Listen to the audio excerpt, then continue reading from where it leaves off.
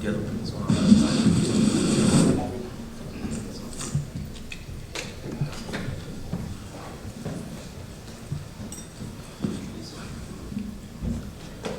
Okay, guys, questions for Rolly? Rolly, first of all, congratulations on this huge victory. Just walk through us the whole 12 rounds and you knocked them out. Yeah, I knocked him down the second round. Yeah.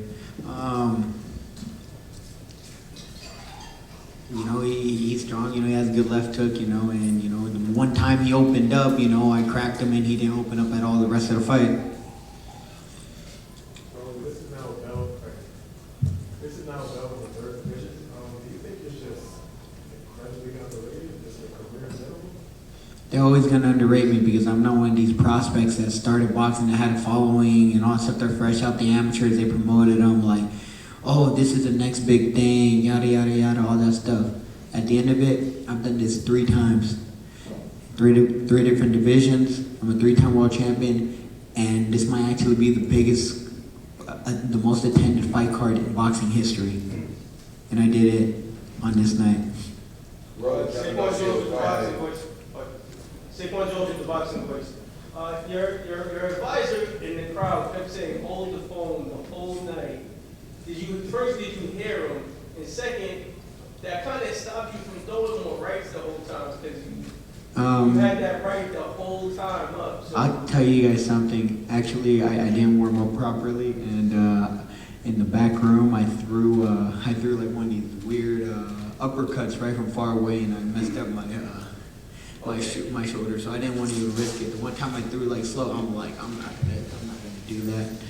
And I mean, shoot, the whole boxing commission sees like my massage girl literally massaging it for like the next, so it might have made it a little weaker. I mean, you actually had a chance to catch him with more left hooks and more lefts than he caught of you. How did it feel to like? He didn't. After I dropped him, he did not take a single No, risk. that's what I'm saying. Like, how did it feel to catch him with his best punch, but you were hitting him with his best punch? Don't hook with a hooker.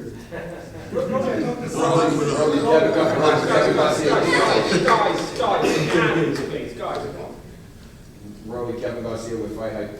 You know, after your last 2 fights before this one, the Barossa fight, the Pitbull fight, people started talking about you in a different way, you know, maybe putting you in a position that you were a gatekeeper or something like that. What do you think this fight means, and what kind of statement does it make for you to be Ryan Garcia in the fashion that you did? Let me dismiss everything with Barossa. Barossa is still by far the hardest hitter I've ever been in the ring with. I got him on a 2-week notice. I was getting ready for Puello, you know, and you get a complete opponent change. You know, Puello's not known really as a puncher like that. And you get a dude that literally has 24 wins with 22 knockouts that comes forward. And I still adjusted little by little after a whole year layoff in a new weight division. So everyone, you guys don't, and then he goes on and knocks out O'Hara Davis. Somebody, everyone thinks that he's going to give Barossa a problem. He knocks him out in the first round because I called it. I even told O'Hara, I'm like, don't jump in. This dude can crack. And guess what? They stopped the fight a slight bit premature when he was about to get knocked out cold. Give me my credit. I fought smart. Rolando, did you come there, Coach Salas, and he told me you came into boxing, you knocked everybody out, but he kicked you out of the gym. Why did he kick you out, and why did you go back there? Salas is an incredible trainer. And I mean, at the time I was just, you know, just one of them wild people that just like, bro, I will fuck up your money. Like, especially like, bro, I'm not making, at that time I wasn't even pro yet. So I was like, one, I'm not making you money. And 2, I'm fucking your money up.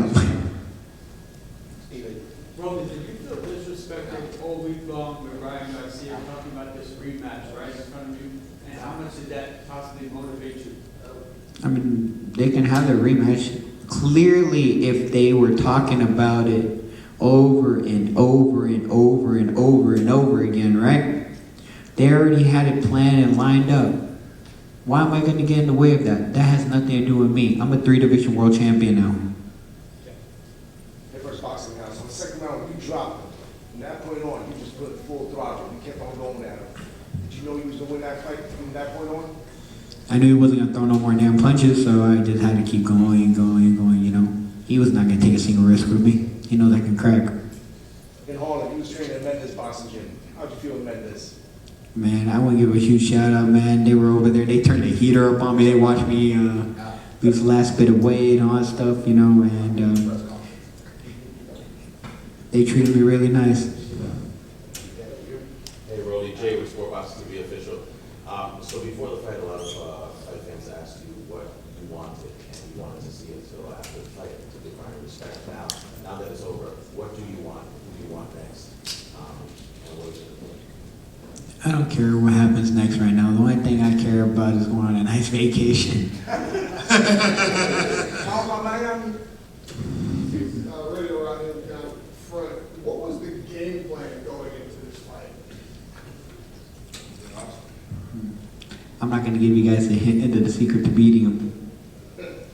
Were you looking for that hook? Did you set that up intentionally, or is it Well, he opens up every time he throws a hook, so you see he didn't throw no more hooks after that.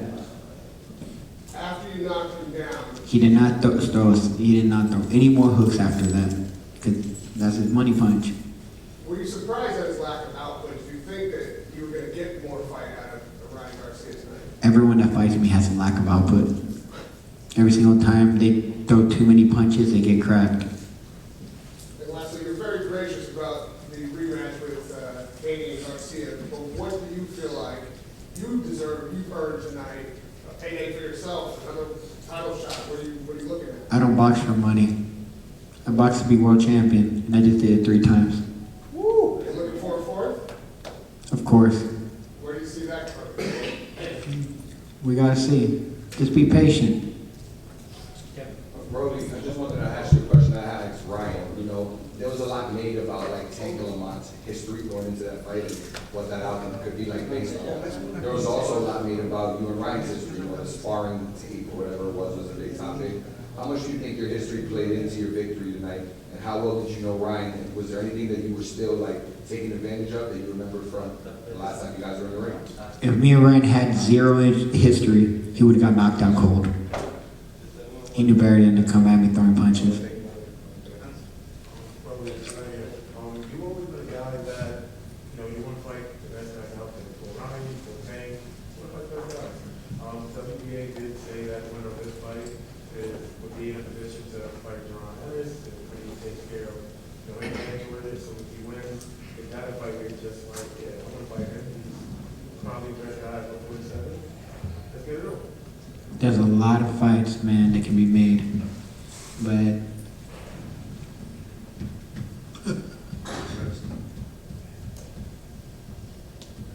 like I said, I haven't thought that far ahead. Every champion at 147 is in the mix. There's Brian Norman. There's Boots now, who has 2 belts, and I mean, I'm sure Barrios has a fight lined up already too, so we shall see. Out of those 3, who do you think would give you the toughest fight? All 3 of them are tough. Every single one of them. So, like I said, we shall see. Any more questions, guys? 7 years ago, you predicted this fight. You said, I'll fight him in the future. It'll be one of the biggest fights in boxing history. How did you know?